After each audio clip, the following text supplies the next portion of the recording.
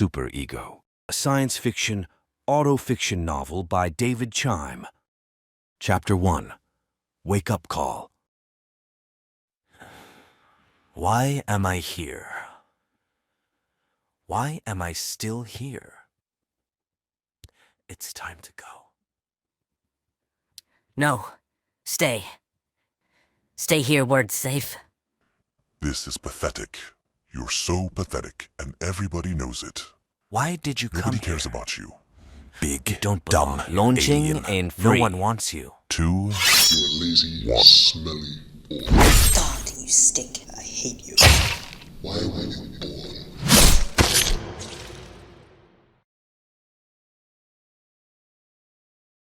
I open my eyes, though I've been lying awake for some time in a bed that is too small for me. My feet stretch past the mattress, bare and exposed.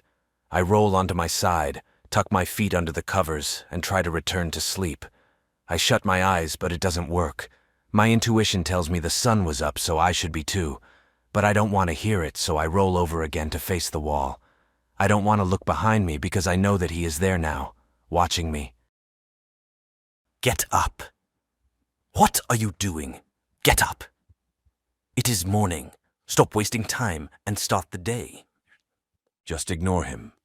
Oh, I see. You're planning on waiting until you have to tea. So then you'll have to get up. You make me sick, he said with distaste in his mouth. And now you feel bad. You know it's a waste of time to feel bad about wasting time. Put an end to the cycle here. I can't keep my eyes closed any longer. Every word is an incursion on my bedside. Stripping away all warmth and comfort, I fall onto my back defeated. I look over and see him looking back at me. Idleness is heresy. I command you to rise, says the one who sits on the throne. The nameless king who runs my life, the way he sees fit. He looks more or less like I do, except he was perfect, flawless, and more ideal in every way. Older, wiser, stronger. He wore a high-tech suit of armor, a hood coif that covered his entire head and throat. It stuck to his cheeks and jaw, a red cape draped over his shoulders, and a golden crown fixed above his brow. Rows of thick worry lines was all that sat over my eyebrows. His throne was sleek like black chrome and glass. It was situated in the center of my small studio apartment. I do as he demands and get out of bed. As I head to the restroom, he tells me that sloth is sin, a vice for the weak. Its virtue is diligence. I know, I say, exhausted. I drain my bladder before washing my hands and rinse my face. I gaze into the mirror, looking at my reflection, though I don't know why. Enough time passes that the king suspects me of procrastinating. I didn't stay up all night slaying demons, so I could watch you waste the day. After finishing in the bathroom, I put on my sports clothes, a muscle-fit vest that's color has faded, loose baggy trousers, a pair of boots, all dark colors. He watches as I go about the room, gathering my belongings for the gym. A still examining stare, critical of every movement and choice. I'm almost set to leave when my phone rings. Who could that be at this hour? The king wondered. It's likely that guy who's always in my business. I check the caller ID and find that I'm right. The Oracle. The king straightened up. What does he have to say? I answer the phone to find out. What do you want? I say down the phone briskly. Ugh, why do you answer the phone like that? That guy responded. It's 10 a.m. I'd rather not talk to anyone until at least 8. That guy groaned, repulsed. Well, I'm hurt you think that of me. I call you out of the goodness of my heart. I'm more than a psychiatrist. I'm a friend. You're an out-of-work gossip who likes to pry. While that is typically the case, it isn't today. So why have you called? To say happy anniversary. It's been a year since you've been on Earth. My shoulders slumped along with a sudden loss of appetite. It was as if my spirit receded down into my gut. I become lost for words as I focus intently trying to remember what I've done in all that time, but fail to mark any major milestones. The words that I do find to say sit between denial and remorse. It's It's been a year already? And what have you done in that time? The king asked of me. Watch days slip away into the abyss. It's been a year and I've done nothing with my time here, I say, disappointed with myself. Who said you have to do something? That guy asks. I share that my whole reason for coming here was to do something with my life. I thought I could find a purpose here, a meaningful job, see new places, meet new and interesting people. I was so married to the idea that I would get married and have a family, a place I could call home. But it's like the world is actively conspiring against me. I may as well have stayed on Mars. Well, why do you think it is? You're an absolute failure and total loser. And there it is. The laughter that followed pouring out of the phone forced a disapproving smile on my face. Oh, I'm sorry, were you planning on having high self-esteem today? He said before bursting into more laughter. But no, seriously, what do you think is holding you back? Like a motivation, fighting to stay disciplined? But you know what you want. That should be all the motivation you need. The way I see it, you give up so easily because you're afraid you'll fail, so you stay in your comfort zone where it's safe, but then you blame yourself for being scared, so that voice in your head tells you that you're not good enough. My mouth opens to speak, but I close it because I cannot think of a response against that argument. I turn my head and look over at the king, and notice he has the same expression on his face that I do. In an outburst, the king slammed his fists on the throne and yelled, "Damn, you oracle!" That's what I thought, said the guy on the phone. I bring the phone closer to my ear and ask, so what should I do? Stop listening to that voice in your head. The king pointed a finger at me and said, "Don't listen to him." I freeze and then say, "I'm not sure I can do that." "Take my advice," that guy said, frustrated. "Oh my God, stop getting riled up. I agree with what you're saying. But I need that voice." Fine. Then ask the voice why it's so abusive. Ask what it wants. Ask it to have some mercy, because it is you. It wants to protect me. It wants me to do better for myself. Then why not take that job at the space station? No, the king and I blurt out at the same time. No way am I doing that. You say that every time I bring it up. So kindly stop bringing it up.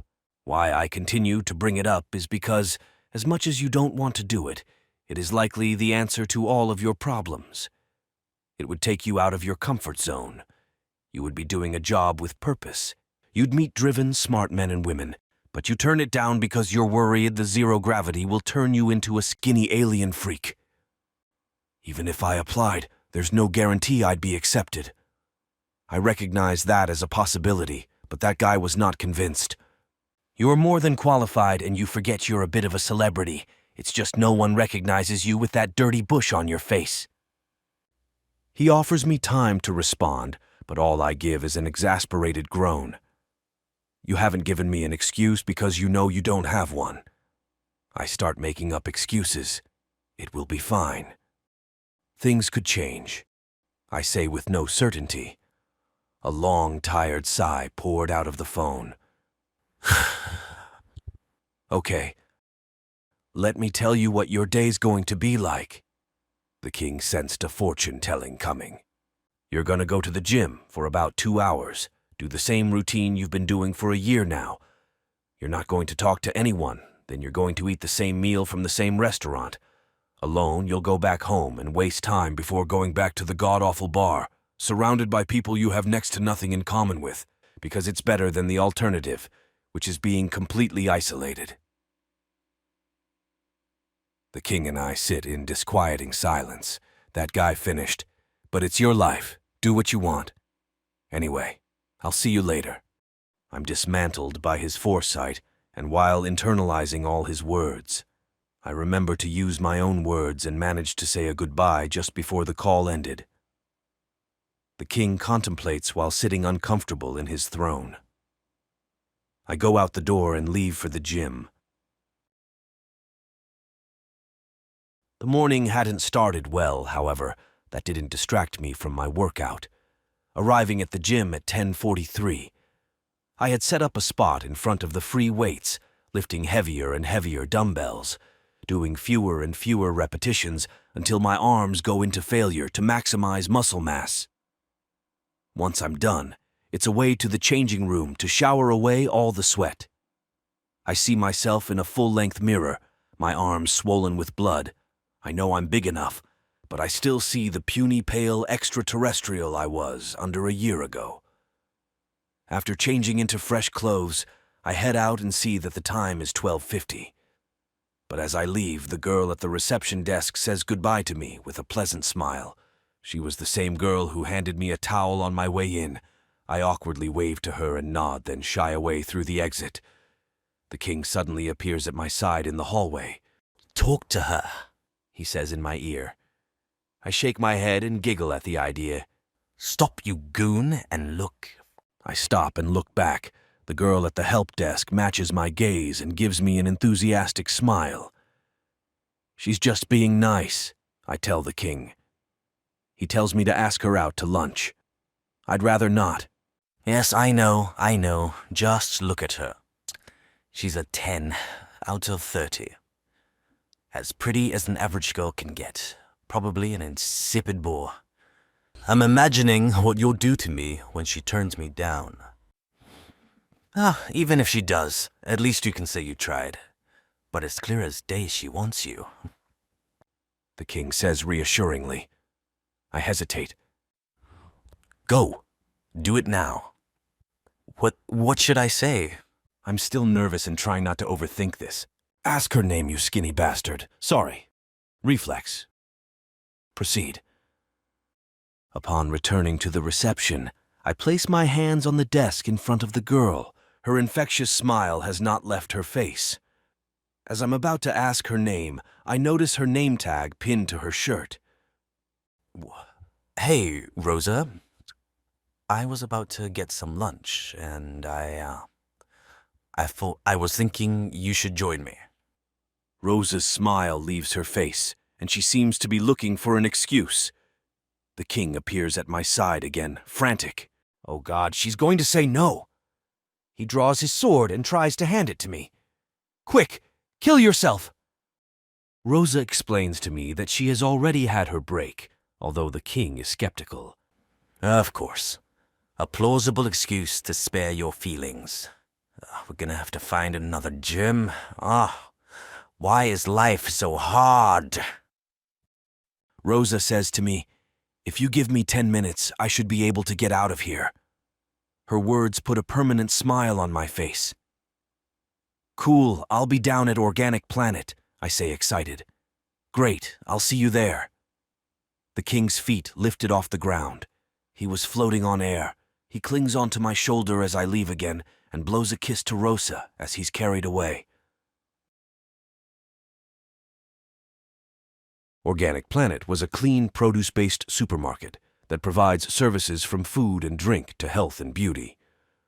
I'm seated at a table in the dining area, watching people as they come through the door and go about their business.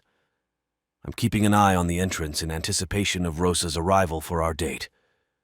When she entered, His Majesty told me to stand for the lady. Rosa came in for a hug, although her head meets my stomach. Her arms reach just above my bottom, making it awkward for me. I crouch down in an attempt to hug her properly, but that makes it awkward for her. I straighten up, lifting Rosa off the ground. She squeals with joy, and we laugh together before I put her down. "Oh my God, I think you adjusted my back. Thank you." "Happy to help." She asks me, "How much can you lift?" I don't really keep track, but I tell her it's something like 4.5 of her. Rosa decided to get some coffee for herself and offers to buy one for me. "Would I like a hot cup of bitter bean sludge?" Let me think," said the king. He was not impressed because most coffee plants are extinct and substituted by imitations for the real deal. I politely declined the offer, but soon after she proposes a second option, a post-workout protein drink. A protein shake, that old scam, the king said, again unimpressed once more. I reject the suggestion, but Rosa persists and asks me if I am sure there's nothing I'd like. You know, maybe you should just say yes before she takes it personally, the king tells me. I tell Rosa I appreciate her being courteous, but I'm content as I am. As Rosa makes her order, I took notice of her. Long blonde hair with dark roots that matched her eyebrows, dark eyes slightly farther apart than average, and there was a tiny hole on her nose where a ring might fit, and when she smiled, her gums were visible. Once Rosa returned to the table and took a seat, the king also took a seat on his throne in front of the table between Rosa and me, overseeing and judging the date.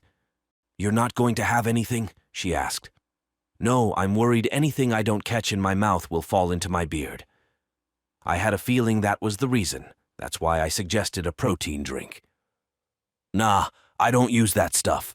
I don't like the taste, and they're not really necessary. Amino acids are essential to building mass. Potassium aids recovery. Your body converts a certain number of proteins into muscle. Sipping milkshakes all day won't do much," I explained to her. She seemed impressed, although the king didn't look pleased. He was gesturing at me to stop rambling. "She's bored of you, you fool." "Wow, you know so much. I'm surprised you're not a personal trainer," she said, while ogling my physique, implying with her eyes that I'm built for the job. The king scoffed at the idea of personal training. "Another scam," he said. "That's not a real job," I say to Rosa. "The way I see it, I figured out how to build mass for myself through research. I don't see why anyone else couldn't do the same." Rosa didn't say anything. She looked away while sipping on her coffee before coming clean. "I kind of want to be a personal trainer." My jaw drops before my lips pursed closed, but it's too late to shut up. The words already left my mouth. I try to make up for it. "She just sat down, and you're already destroying her dreams." The king looked like his head was going to explode. "Oh, well, I mean, if that's what, it's not something It's okay," she says, sparing me from embarrassing myself further. I was already a bit skeptical, but hearing you describe it like that, I know it's not what I really want to do. I took the job at the gym to get into personal training, but I stay for the human interaction. I know what you mean. I work on the door at a bar. I feel like a glorified chaperone to a bunch of drunken hedonists, but it's better than being alone. Well, you are built for the job, so it makes sense. Do you get into a lot of fights? I wish. No, no one wants to fight me, which is a good thing. Any night where nothing happens is considered a good night. Do you work alone? No, I have a great colleague who's much better at dealing with customers than me. You must meet a lot of girls in your line of work. Yeah, I say with indifference. They walk in pretty, but they leave a mess. Rosa found that funny. I see you at the gym all the time. What made you decide to ask me out today? I wanted to sooner, but I was convinced that you were just being nice. But after seeing the way you smiled at me, I built the confidence to find out. We seemed to be unable to stop smiling at each other. I just realized I don't know your name. The king shifted in his throne. I quickly think which name I should give her, but decide to be honest instead. It's Tex. T-E-X. I was expecting for her to comment on my name or figure out who I was, but she didn't. She asked if it was a nickname. I give her the impression it is, then focus the conversation on her. So tell me about yourself. I like dancing. I go to dance classes every week. I wanted to teach my own classes as well as PT. Nice. What do you want to do in the future? Rosa took a second to think about it, looking up toward the ceiling. I'd like to talk on camera, maybe a vlogger or a reality TV presenter. Is that what you see yourself doing? Yeah. I would like to be someone famous. Why not? The king said. Everybody's entitled to 15 minutes. Rosa said, You probably think that's shallow and Self-centered. Yes. The king said like it wasn't a question. Yes, I do, I say, but in a way that lets her know I'm kidding, and we both laugh. The truth is, I was raised on TV. I need people who work in front of the camera. I love watching sitcoms with a group of friends or family. They'd get mixed up in hijinks and shenanigans. I always hoped my life would end up like that. You want your life to be like a sitcom? Rosa found that endearing. What would you call your sitcom? The king had a few ideas. Ooh, I know. How about My Crazy Alien Neighbor? Or When Life Attacks? Or Third Rock from the Sun? I'll have to think about it, I said. Rosa posed my question back at me. What do you see yourself doing? The king turned to me, wide-eyed and with megalomaniacal passion said, You will be a god. The king gazed into the distance and clenched his hand as if he were holding something. Sent down from the heavens to be divine protector of all mankind. He shares his vision with me. I see it, but I don't dare believe. I snap out of the trance and remember the question. I like to believe that I'll help people, contribute something to the world, but that could be my ego talking. We all like to think we should do something where we help people. That brings to mind a quote. We're here on Earth to help others. What the others are here for, I have no idea. Yeah. Sometimes I think, like...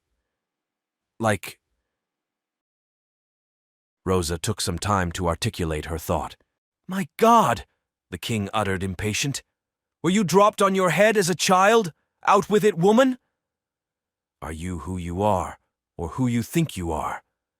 Ooh, good question. The king was pleasantly surprised. Existential. I kind of think you are what you do and how others see you, or at least that's what matters, I explain. But Rosa disagrees. She doesn't think that to be the truth. I was about to argue my point, but the king denied me. Hey, remember, we don't debate women. No good can come from it. I switched topic. What do you believe in?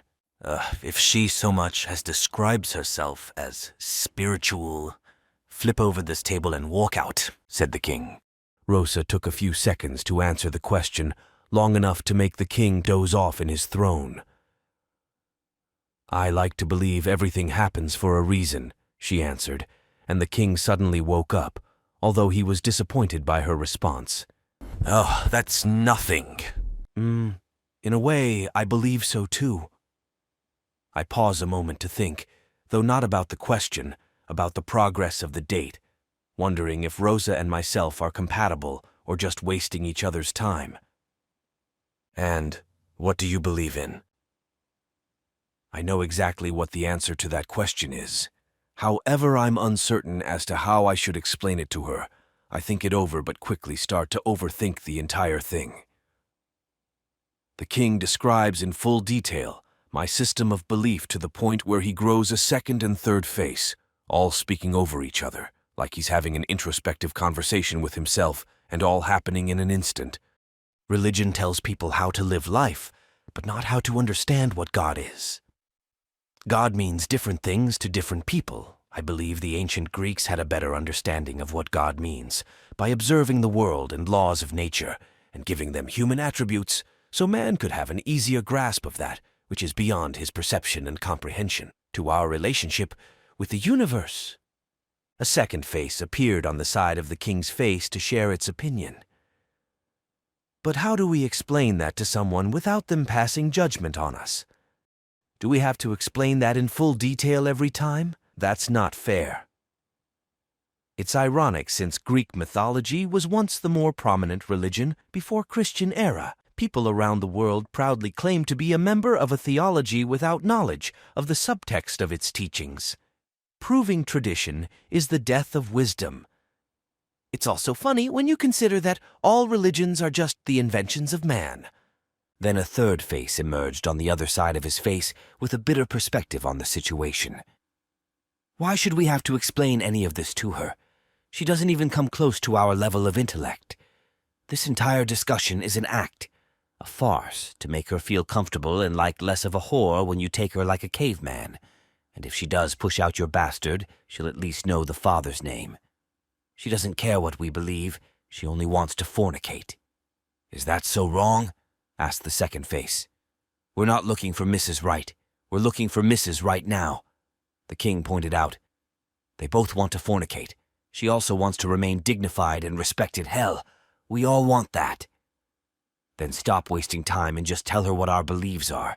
Stop caring what she'll think. Look at us, trying carefully to edit ourselves to appease this dull stranger," said the third face. "That would be the true waste of time. There's no need to intimidate her with our mind. She wants to be seduced. She wants to know if we find her desirable," the king explained. "Contradiction," declared the second face. "We don't want to intimidate her with our mind, but we ourselves also want to be desired for our intelligence. What are we supposed to do? Accept being alone or look for someone smart and beautiful with which we could truly love and be loved by," the king reflected. "No such thing exists," expressed the third face. "Sex is easier to find," was the second face's opinion. "We could say all the right things and get her into bed, but then what? We could save ourselves the trouble and continue practicing chastity. Lust is a sin, after all." The king didn't see that as a viable solution. "Lust is like hunger. It can't just be ignored. It's a sin because of STIs and unwanted pregnancies. It's almost the 22nd century. Those values no longer apply." Just then the king has an epiphany. A word from God came to him in the form of a gust of holy wind. That's it. The faces dissolve, and time returned to normal. "The king looked to me and tells me to explain to her my virtues and values. One thing that comes to mind is the concept of the 7 sins. The idea that self-indulgence can lead to self-destructive behavior. It's something I try to stay aware of, especially living in the city. Temptation exists everywhere, I say after deliberating. Rosa asks if I am a Christian. No, I just read into things and look to understand the subtext. I find all human history very fascinating. If I do sound religious, it's unintentional. I was hoping she would have something profound to add, something intellectually stimulating or enlightening to share, but instead, Rosa moved away from the subject.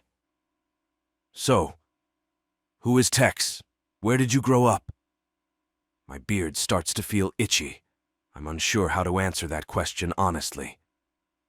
"Lie," whispered the king. "She doesn't need to know." "But she seems nice," I reply to him. "Don't tell her. She'll think you're crazy, or worse, she'll pity you." I agree with the king and explained to Rosa that I grew up in the megacity region like everyone else, but then she asked me how old I am. "Dude," the king whispered to me again before telling me to add another lie. I tell him no, but he insists. I disobey the monarch and tell Rosa that I'm 21. The king throws his hand in the air and curses at me in French. "J'accuse de saboteur." By the expression on Rosa's face, I could see she was somewhat put off. All she had to say was, "Wow." "My beard makes me look older," I explained, "but it doesn't make things better." She said, pursing her lips, no longer using words. The king was hiding his face behind his hand and grunting deeply. I feel like an idiot, having should have listened to my intuition instead of my instincts. There was a short moment of uncomfortable silence, and I wonder how wide the age gap is. "How old are you?" 27. "Oh," both the king and I say, except the king was more disappointed than surprised. Rosa decided the date should end here and said she has to get back to the gym. Yeah, the king said dismissively. Rosa got up to leave, however she had one last thing to say before she left the market restaurant. "But it was nice getting to know you." I put on a smile, then take it off once she walks away. I remained seated to analyze the date in my mind. The king made an assessment. "Let's review. You talked about religion. You told her your real age, but to top it all off, you forgot to flirt." "Oh no," I say with regret, as I sink into my chair. That fair. Li young maiden wanted to be taken and ravaged by a beast, a tale as old as time, and you wanted to talk about human history. Nerd. I close my eyes and hang my head in shame. The king angrily rose from his throne and showed me the back of his hand. I keep telling you you're unlovable, so you'll lie and pretend to be someone else. I place my hands over my face as if to brace for the coming abuse.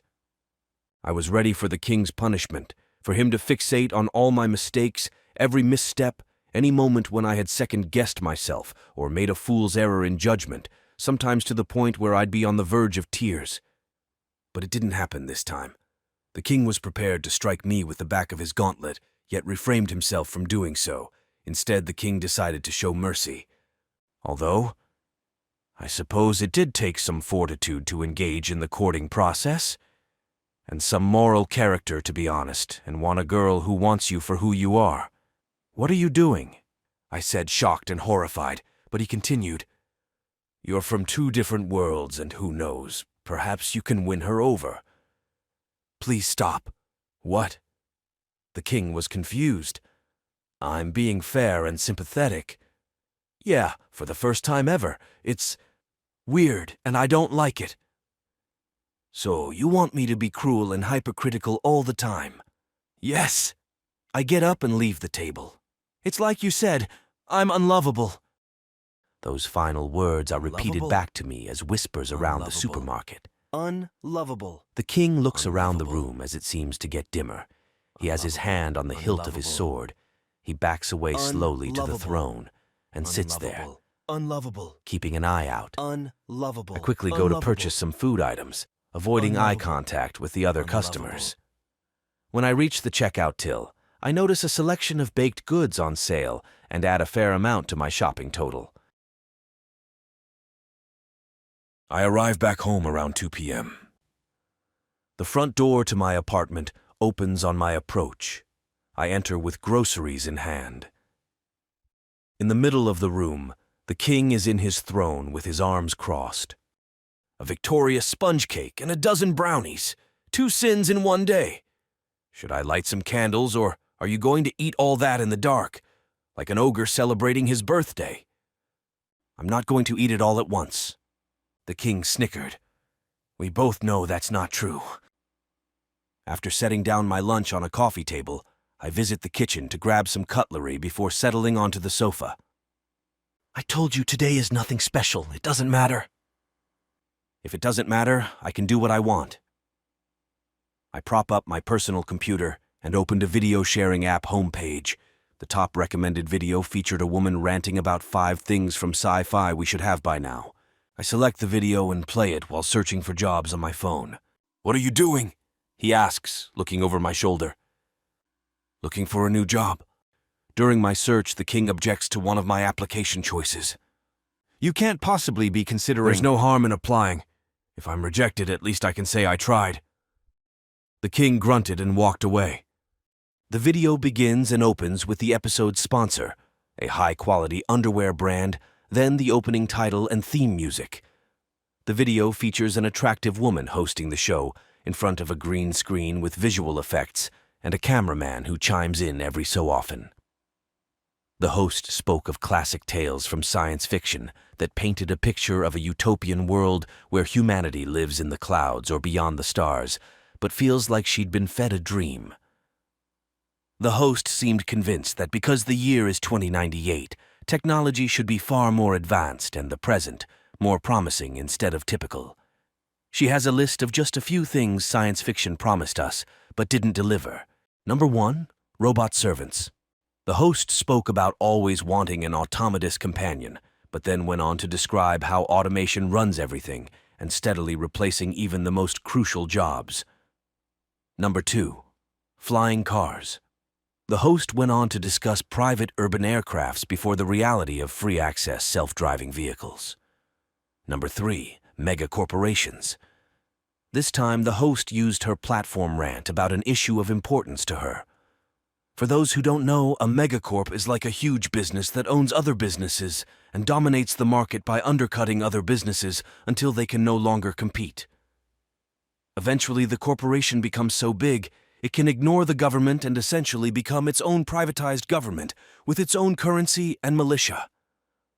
Eben Baker, whose photo we cannot afford to show you because he owns his image, he owns the 3U Healthcare Corporation and is the richest person ever.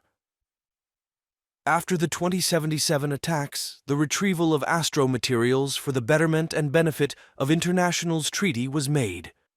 It promised to provide the world with free, sustainable energy, but Eben owns fusion energy, or rather the company that heads it, Solemn Solutions. He made a loophole so that while the fusion energy is free, the cost of the engine is not. He'd help rebuild broken nations, but they'd still have to pay for the engine, but they can't afford it, so they have to take out a loan, which will be impossible to pay off. The country either goes without power or lets 3U Corp take over until they pay off the debt. People are assigned jobs and they're not even paid in money, they're paid in credits, which can only be used to purchase 3U Corp affiliated products, further ruining competitors and running the marketplace. The co-host behind the camera seemed astounded and asked, "What is the end game?"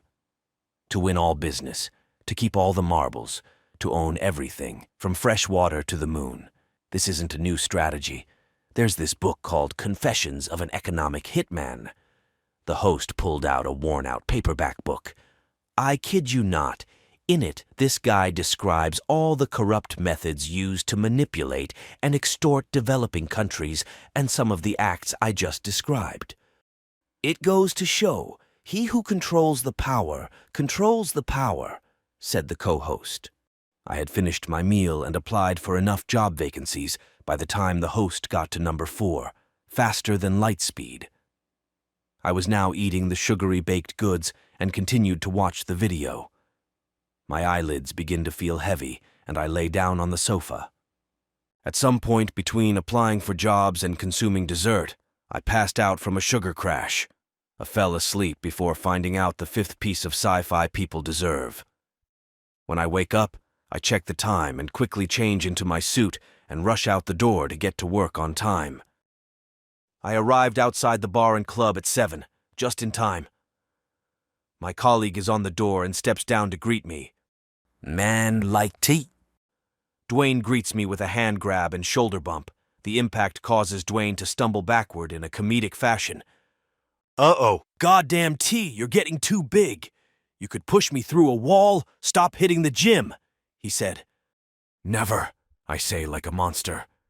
Yes, keep going until you can't reach your face, the king encouraged. Dwayne laughed as he went to check inside.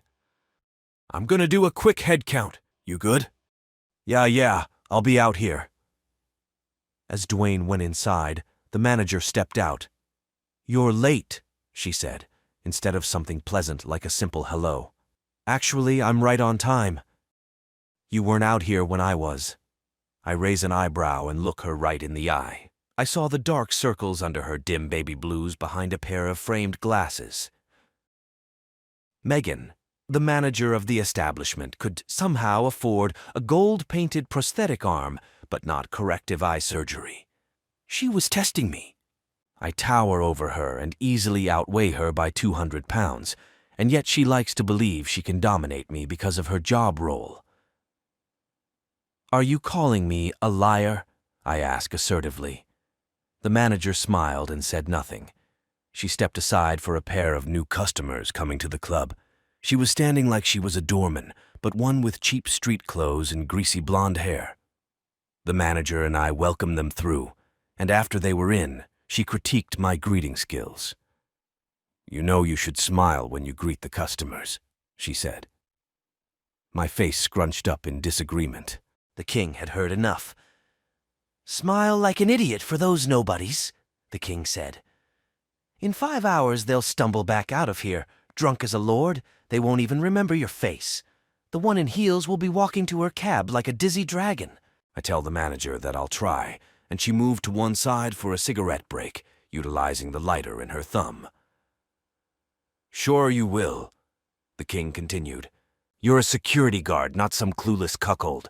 Who is she to tell you to smile regardless of joy? How can you be happy when you have to stand out here surrounded by fools and high-class lowlives? In this cold, starless night in the shadow of the city at this bar. The king looked up at the sign above the bar. This bar called Go Get a Scotchman. That's not even clever, and the book isn't even a classic. Dwayne came back outside. He's finished the head count and handed the counter over to me. He notified me that there's a private party under the name Blake, so if people come asking, just ask them whose party it is. I ask him if it is going to be busy tonight. Things could pick up around 10. Can't wait, I say with lazy sarcasm. I can't wait, Dwayne repeats my words mockingly. You can't wait for all the 9s and 10s that are about to come through. I play along with Dwayne's antics. You can keep the 9s and 10s. I'll keep an eye out for the 11s, 12s, and above. Perhaps I should have used different wording. Expressing interest in women while on the job got Dwayne all excited. Come on now, don't tease me, T. Don't tease me. Are you making a comeback? Is the lady killer coming out tonight? Are we having a drink after? Come on, T. Rex. Rower. I wheeze before laughing out loud. I almost feel bad that I have to let him down. Not tonight, I apologize. Dwayne grunts, stomps his foot down, and throws his arms up. What happened to you, T? Where's my wingman gone? Pulling my hands out my pockets, I shrug my shoulders up and place my palms out. I don't know what to tell you. You could tell him you lost your marbles.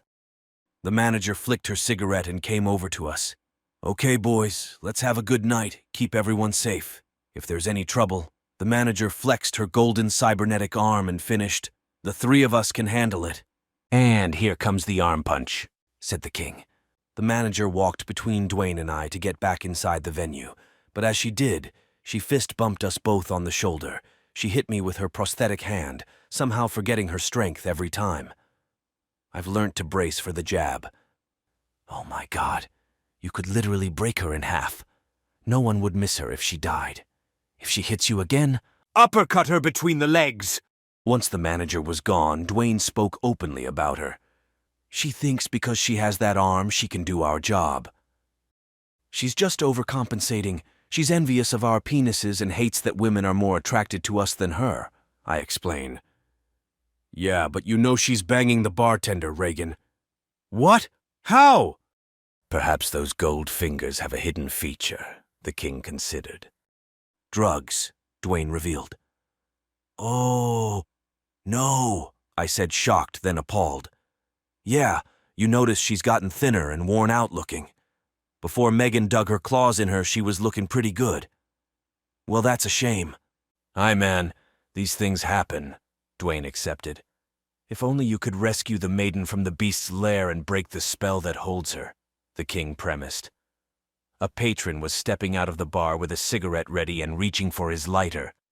And here comes the first smoker. The king observed that they never take more than 3 steps away from the door before lighting a damn cigarette. The man took 2 steps before lighting the cigarette. Plumes of smoke left his mouth and filled the air as he stood in place a foot away from the doorman, seemingly oblivious to their presence. Now Dwayne will firmly ask him to move aside. Dwayne asked the man to move clear from the door. The man did so, offering a mediocre amount of space for a smoker. Moving away by 9 feet, his smoke still trailed over to them. And once he notices you, he'll ask your height. Hey, how tall are you? Wondered the customer. The king ran his hand down his face.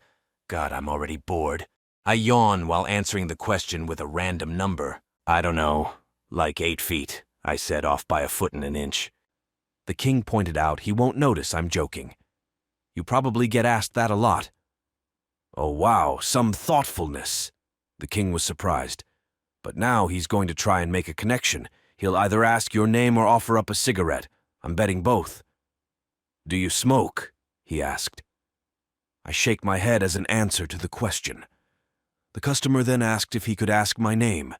The king started swiping through pages of a Bible, searching for a random name. Fake name. Go with something biblical. Samson, Goliath, Leviathan. They call me Samson of Zora. Dwayne clapped his hands, burst into hysterical laughter, and stepped away from the door. Guy said Samson of Zorro. I knew he'd like that one, the king said with a smile. Nice to meet you, Samson. My name is Jay.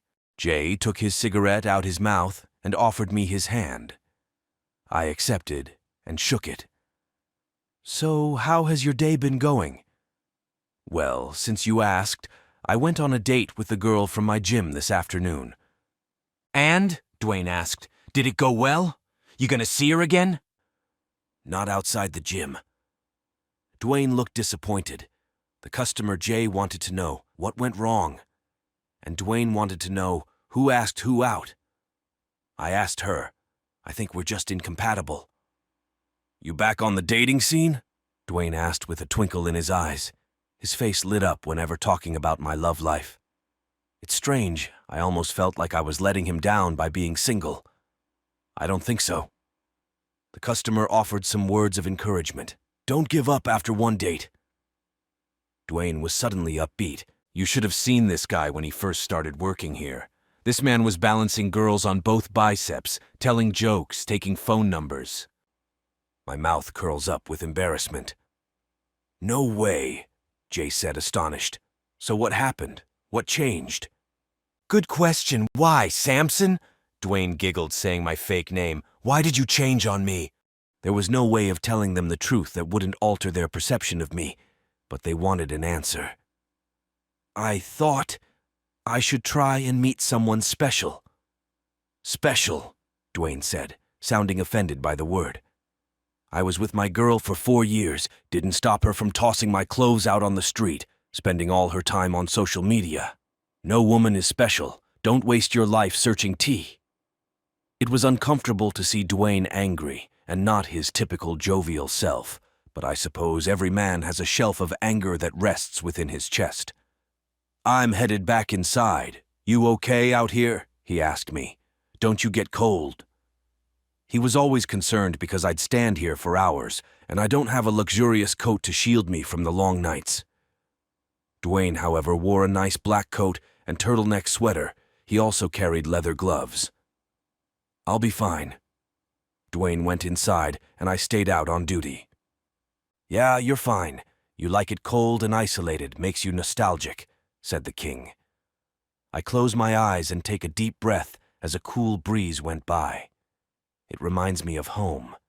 Vast, empty rock-littered terrains with thin rust-orange dust fogs obscuring everything on the horizon, the sound of breathing echoing in my helmet bowl and temperatures 50 below freezing. All of civilization millions of miles away. I can see it clearly. Don't listen to your friend. The king jolted up in shock. Jesus! Is he still here? I've already forgotten his name. The customer was still next to me. I was on my own world. He's just scorned and chose the wrong type of woman, he said. I've been with my girl for just as long. That's good for you, I said abruptly, in no mood for the unsolicited advice coming my way. It's good you stopped that behavior. I understand how you feel. This big tough guy is just an act. My eyebrow raises, thinking the contrary, and I look down at the stranger who thinks he knows me. You want love just like everybody else, and one day you will. I know it. The patron said his piece and headed back inside the bar. I tell him what I think after he is gone. Okay, dream seller, let's pack up and move it along.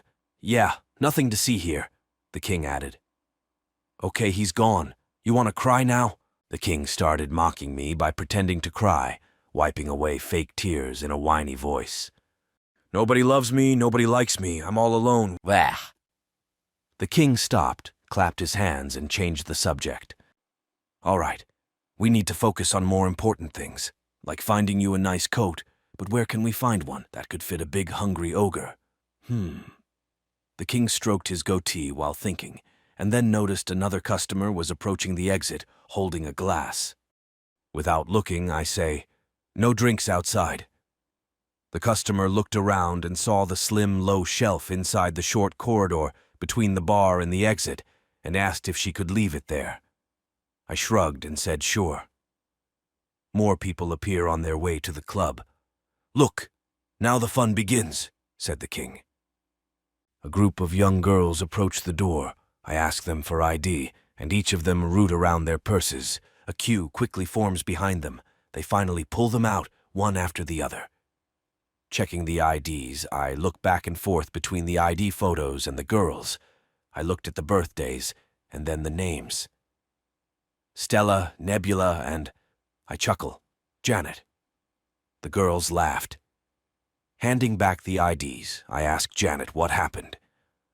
I make way for them to enter. As they walk in, Janet answers, "My parents named me before the whole Moon Age craze." Next in line was a group of women in their 30s. I gestured them to come on through, but the ladies asked me if I was going to check their IDs as well. Huh. Oh, of course. Can't let you underage girls fool me. Now hand them over, I say as a joke. I grabbed one of the IDs and looked at it for a split second. All right, all checks out. Wait a second.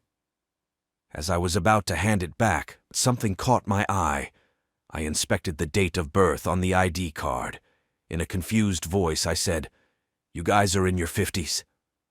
The lady had a satisfied smile on her face. She took back her ID, then her and her friends entered the club. I admired their backsides as they walked inside. The king also sneaked a long peek. A single guy ready with ID was next in line. I refused him entry and explained the bar's policy doesn't allow lone men. The guy told me that he was here for Blake. "Well, why didn't you say so?" I said as I grant him entry. "Party's downstairs." Over the next few hours, I fulfill my job role, doing my duties as doorman, stopping customers trying to walk out with their drinks and telling smokers to move away from the door, and the occasional ID and bag checks, giving directions to guests here for Blake's party, telling people who are blocking the entrance to either come out or go back inside, customers asking where they can leave their drinks, leaving it on the shelf to the point where more and more customers do the same, and they forget their glasses and the shelf is full. One customer came out with a drink, and I tap his glass and tell him that no drinks are allowed outside. He goes back and sees that the shelf of drinks is full but makes some space, putting a few drinks in a precarious state. The customer steps back out and starts smoking a couple feet from me. This time I tap the man on the top of his head and point out the smoking area. By now, a large number of customers and smokers have gathered in groups outside and covered the entire sidewalk. Non-customers were struggling to get through, and I'm forced to yell out loud to make space for pedestrians. A customer walks out with a drink. After being told that no drinks are permitted outside, she offers it to me. Expecting me to hold it, I frown at her and tell her, "Thank you, but I'm more of a bourbon man." She asks, "Well, where can I put it?" And I say to her, "On a table." The customer scoffs and puts it down behind the door. She asks, "Can you keep an eye on it?" That's not my job. When she walked past me, she said, "Big unfriendly giant," under her breath. My jaw drops and I place my hand over chest, as if I were hurt and offended by her remark. A group of decent-seeming guys came forward, asking if they could come in. I told them they could, if they could help me find my smile by making me laugh.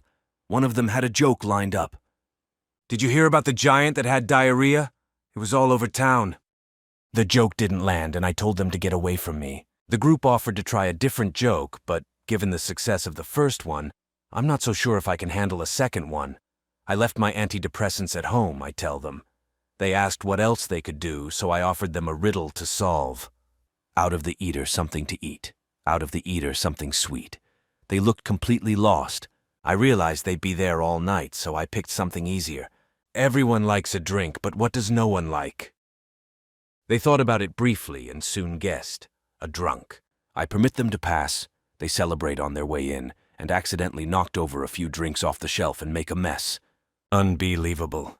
I'd been standing outside for a few hours now, and my feet are starting to ache, while my toes go numb inside my shoes. A group of men turn up at the club, one of them looking quite intoxicated. I give them a long, hard look, assessing whether they're fit for entry or not. "You guys all right?" I ask. The group said yes. One of them asks me how I was. I look at the member who appeared drunk, then answer that, "I'm fine, but wondering if your friend is okay." They said their friend was okay, but he himself was struggling to keep his eyes open and seemed absent from the conversation. They asked if they could come in. I don't think so. The drunk stepped forward to speak in his defense. His speech was slightly slurred. No, look, buddy, I'm good. All right? He stood in front of me, hands up to suggest he means no harm, and managed to maintain eye contact. I promise, I had bit too much to drink. I won't be a problem, honest, he said, hand over heart. They were waiting for me to give a final answer. Don't do it, said the king. I go against my better judgment. Okay, but all of you keep an eye on him. They thanked me and headed on in. The king did not approve. You're being too nice, I addressed them in an assertive tone. Just control yourselves because I won't throw you out the door. I'll throw you through a brick wall. They agreed to behave themselves and went on in. One of them took me by the hand to shake it while slipping in something in my palm. After they were in, I checked to see that I had been left a tip of 20 credits. Suddenly, the manager came outside. I discreetly tucked away the tip into my inside jacket pocket. She patted me once on the back, said, "All right," then moved on. The club owners had arrived in their car down the street. The manager went to the car window and spoke with them. Dwayne then stepped out looking for the manager. "She's over there talking with the owners," I tell him. "Cool. What number are we at?" I reach in my pocket, pull out the counter and check. 232. Some attractive women approached the door. Dwayne greeted them with the charm of a prince. "Hello, ladies. Looking lovely this evening." They thanked him and claimed they were here for Blake's party. "Wonderful. If you will follow me, I'll take you down." Dwayne led the women away. "I'll bet you the 20 credits in your pocket that he fornicates with one of them tonight," the king wagered. "I'm sure he will." "What did you say?" asked a new voice. A female customer heard me muttering to myself as she was stepping out the club. "I said no drinks outside." The customer looked and saw the wall of forgotten glasses and bottles in a row. She found a space for her drink and gently placed it down without disturbing the glasses and came outside to complain about the inside. Why doesn't this place have an auto drink mixer instead of just 3 people manning the bar? They say it's for an old-fashioned feel, but really it's so management can pay less taxes, I explain. That's so selfish. Most businesses are built on greed, it's no surprise. You work for the place, you could get in trouble admitting that. This job isn't precious to me, it's nothing important. I don't do this work for the money, I do it to get me out the house. The customer had a different outlook on my role here. But you protect everyone here and keep us safe. My job is to protect the premises. I'm not sure how I can keep anyone safe. They're all poisoning themselves in there. I have to get them out by closing time, push them out on the street and assume they get themselves home safe. I think you care about people, and that's why you do this job. I give her a suspicious look. I'm sorry, what was your name? Oh, she stuck out her hand offering it to me. I'm Lisa. Lisa, what makes you think you know me? I don't. She put her hand down. I could be completely wrong. Am I wrong? Lisa matched my gaze and we stared in each other's eyes for a while, neither of us breaking eye contact. What is going on here? The king said, curious. The king smacked me on the back of the head. Hey, Tinman, grease up your joints, loosen up, find a heart and flirt with the girl. I broke eye contact first. Why did you come out here? I asked. Did you forget your cigarettes? No, I don't smoke. It's too hot in there. I came for some fresh air. Wow, you and I must be the only ones here who don't smoke. I used to before quitting. Even then I would only smoke when I drink, and I only drink socially. You don't have to make up excuses for me. I ate a whole birthday cake by myself. Even blew out the candles. What did you wish for? It wasn't my birthday. I just wanted a cake. The customer smiled at me and told me she liked my humor and honesty. She then asked me where I'm from. She likes your honesty. Be honest, the king urged. Mars. You're a long way from home. Yeah, I said, remaining distant and standoffish. You homesick? Not sure. Given all that's going on up there, I think you're better off here. I couldn't tell if she was playing along or actually believed me. Not sure, I answer. At least here you can help people. Not quite sure. The customer smiled again, which made me smile for the first time during our conversation. So he does smile. Before I could respond, one of the bartenders, Reagan, rushed out to call me. "Dwayne needs you," she said urgently. I quickly walk inside. Inside the bar, it was hot, extremely crowded, and loud. I could see over the heads of all the customers and quickly spotted Dwayne. Carefully but swiftly, moving through the crowd with my arms up over all the heads, like wading through a pool of dancing people as party lights streamed and flashed about. I got to the scene in the urgent matter. Broken glass and spilt liquid was on the floor. The drunk customer I foolishly allowed entry earlier was aggressively holding a broken glass bottle and screaming at the bar while his friends were giving Dwayne a hard time. I walked behind the drunk undetected, and all the other customers backed up expecting a brawl. The drunk turned around, and after seeing me, he quickly sobered up. The loud music impeded verbal communication, so I improvised by cracking my knuckles. "Please, give me an excuse." The drunk put down the glass, put his hands up in surrender, and moved to the exit. His friends followed suit.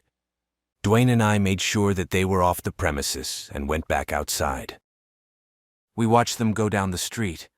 The men were shouting verbal abuse and behaving like lunatics. As they left, management came over to see what happened.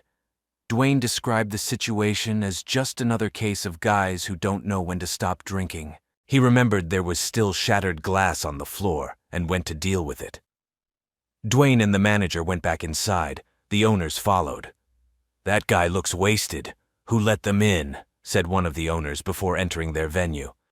My hairy cheek is suddenly itchy and needs scratching.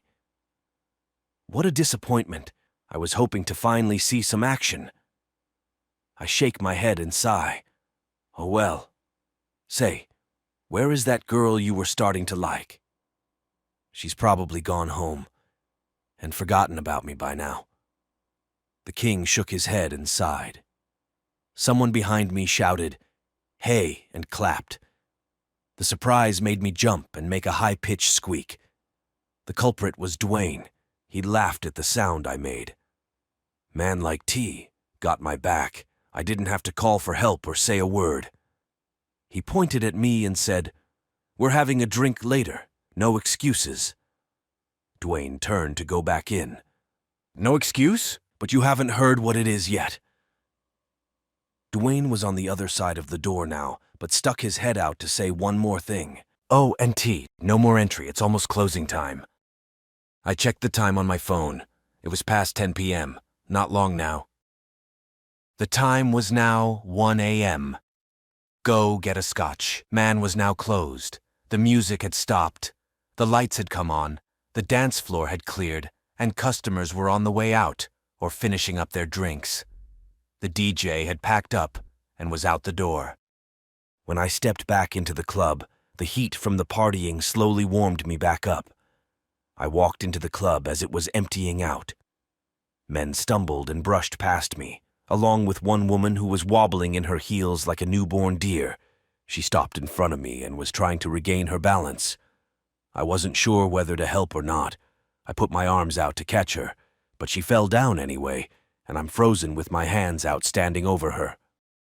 I didn't push her, I say for anyone who didn't see what just happened. A man came over and helped her up. He then escorted her out. As I moved on inside the club, I started warming up more, especially in my cold feet, but every step was like a foot being set on fire. I found the first customer I interacted with, and he was with the last customer I spoke with. They were walking out together while sharing a kiss, not noticing me. Another one, another interaction with a girl at this bar that went nowhere. My God, you are consistent. Meet a nice single girl for a change. Where do you suggest I find one? I don't know. You're from Mars. Have you checked Venus? After closing the entrance doors and confirming the club is free of customers, Dwayne invites me over to the bar for that drink. I sit on a stool at the bar. The bartender placed a glass in front of me and asks what I'd like. Scotch, bourbon, or whiskey? 1 ice cube, please. The bartender tells me they're out of ice.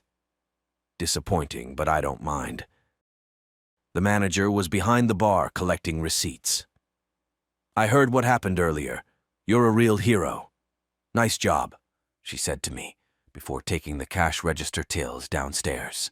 Psht, real hero, the king said, unconvinced. The king is sitting on a stool at the bar with a wine goblet in front of him. Hero is a stretch, I said. It's not like I fought them all at once. The bartender poured me some scotch. Reagan was also working behind the bar. She gave me her perspective. That's a good thing. We don't need more bar fights. Customers could have gotten injured. With you around, people remember how to act. So I'm a hero because I inspire fear. That's my scarecrow, said the king. Cheers. Dwayne knocked his beer against my scotch. The king raised his goblet. The three of us sipped our drinks at the same time. The scotch burned in my mouth, and once it seeped into my stomach, I felt like it was going to rise back up for me to swallow again. Eck, how do people do this all night? I said, frustrated. I'm convinced people secretly hate themselves. Dwayne pulls out his phone to show me something. He plays a minute-long video. This is what the Scotch man was like before us. The video was of a bouncer fighting multiple people outside. The king came in for a closer inspection. Jesus Christ, look at him go. Those aren't even customers, they're just onlookers trying to get him to stop. Oh my God. The king found the needless violence upsetting. He took back what he said earlier about wishing to see some action. I recognized the street. The video was filmed from next door. The guys next door showed it to me. This doorman worked here. That was his second day, Dwayne said. Yeesh. Guys like that give us a bad name and make the job harder. With enthusiasm, Dwayne said, but not with T. Look, look, look. Who am I? Dwayne pushes away from the bar to stand up and do an impression of me. He hunches over, closes his fists, flexes, and scowls harshly. Everyone thinks it's funny except for the king, who was aghast with his mouth wide open. I hope that's not me. Dwayne was amused by himself and my reaction. When have I ever done that? I do an impression of off my own. Hey T, you gotta relax, man. I then do an impression of Dwayne's impression. I am relaxed, I said like a brute. Dwayne laughs hysterically, before stopping to look at his phone again to see a new message he received. Oh, new message. T, do you remember that girl from earlier? I got her number and she just sent me this. Dwayne showed me a sexy selfie of the woman. It was the one that he escorted in. I forced myself to be enthusiastic. Good for you. Dwayne took another sip of his beer before putting it down. She's waiting for me. T, I'll see you tomorrow. Dwayne grabbed his coat and said farewell to everyone. The staff said bye and Dwayne rushed out the door. My eyes felt dry and I could feel my inhibition lowering. The king was still talking in my ear, but I take less notice of his yammering. I was watching as Reagan and the other bartender were flirting and being inappropriate with each other. What's going on here? The two say nothing is going on but continue to play around. It just occurred to me that the other bartender was also a lesbian. Wait, you like girls? I pointed at her and she nodded. But I thought, you and I had something special. I could hear the king say, what did I tell you about chasing lesbians? The bartenders continued to play around. It was quite amusing. I was almost jealous of the fun they were having. The girls seemed close to kissing. It was unclear whether they were teasing me or each other. You two should kiss and get it over with, I said, even though I could hear the king telling me not to but ignore him and finish the last of my scotch. The manager appeared from around the corner and the girls got back to work. She replaces the register tills and suggests I get on my way. As I get up to leave, she's already escorting me out. I say goodbye to the girls while being hastily ushered out. Once I was outside, the manager locked the door behind me. alone outdoors in the early hours of the morning. I thought I could hear people calling out at me, but there is no one around. I feel paranoid and my stomach feels horrible. I start walking and take myself home. I wake up in my bed, face buried in the pillow. I try to get up, but my muscles ache like I didn't stretch after a workout, but far worse. Oh God. What? Why? I manage to feebly turn over onto my back with exaggerated effort. My eyes feel uncomfortably dry and sensitive to light. Even mild daylight made my brain throb inside my skull. I figure it was the combination of sugar and alcohol that has ruined me. My kidneys probably overloaded. I can't get up but really need to pee. Dragging myself out of bed, I belly crawl to the bathroom. Oh God, no. The bathroom's light is motion triggered. The light hit me in the eyes, but it was if it hit me in the stomach, because now I want to vomit. I keep my eyelids shut and crawl the rest of the way. I could hear the king judging me and watching from the bathroom door as I blindly grovel to the toilet. I tell him to stop. Tex reached the toilet, but could not stand on his feet, so he sat next to the toilet bowl, undid his zip, and tried to angle his penis so the stream would arch into the toilet. But as his body anticipated the urination, the pressure to pee increased as he tried to pull it out past his underwear. He started peeing just as he got it out and sprayed a little around the toilet before landing the target. The king was standing in the bathroom door frame, covering his face with his hands in utter shame. Once I was finished, I cradled the toilet and remained still with my eyes shut. "Wow, this is a new low," said the king. Defeated, I tell him to go away, but he doesn't. "You should see yourself. Imagine if someone saw you like this." "Stop it. It's no wonder no one will love you. Don't say it." "Why were you born?" The lack of motion caused the bathroom light to turn off. The walls started to speak horrible, abusive words. The bathroom went pitch black as the voices intensified, growing louder and monstrous. Talking mouths and grinding teeth grew on the walls. I tell all of them to shut up over and over until shouting the words with all my rage. "Shut up!" But nothing I say or do could end it. A spotlight emerged, shining down on an empty throne. Bone-thin demons were oozing and contorting through the wall's mouth first. The king I thought was standing by the wall transformed into one of the creatures, and they were all crawling towards the throne that was elevated by a few steps, all seeking to obtain its power and authority. The real king appeared before the throne. He valiantly drew his sword and grasped it with both hands. The demons stopped and lurked in the dark. Only the glimmer in their eyes could be seen. The king counted approximately 24 pairs of eyes. They were all spouting abusive words and phrases. "Come here and say it to my face," the king told them. They attacked him in sequence, in pairs, and in gangs, but one at a time the king vanquished them all with grace and skillful swordsmanship. When it was over, the king sheathed his sword, and the last one attempted a surprise attack, but the king ended him with a barbaric execution. When it was finally over, the king sat in the throne unfazed by the event. The spotlight went out, and lighting returned to normal. I was face down on the bathroom floor, exhausted by the event. "I hate seeing you like this. Laying on your belly like a sad old dog. You're good to no one like this." I rolled over on my back and slowly sat upright. "Truth be told, I do go a little overboard, but I know you enjoy the misery." There's nothing for me to say. Then the king asked me, "Do you know why I'm here?" "Because I'm crazy." Yes, obviously that goes without saying, but no. Why I remain here. Why I try to protect you, from yourself and others. It's because you're persistent and enduring. You fall down but always get back up. The king stood up from his throne and stepped down to stand before me. "I promise to do better if you can find the courage, so come on, cowardly lion." The king offers me his hand. "I'll be here for you until you no longer need me." I accept his gracious offer. "Now go vomit scream into the toilet." Thank you for listening. If you have enjoyed this video, please remember to like and share, and subscribe for more.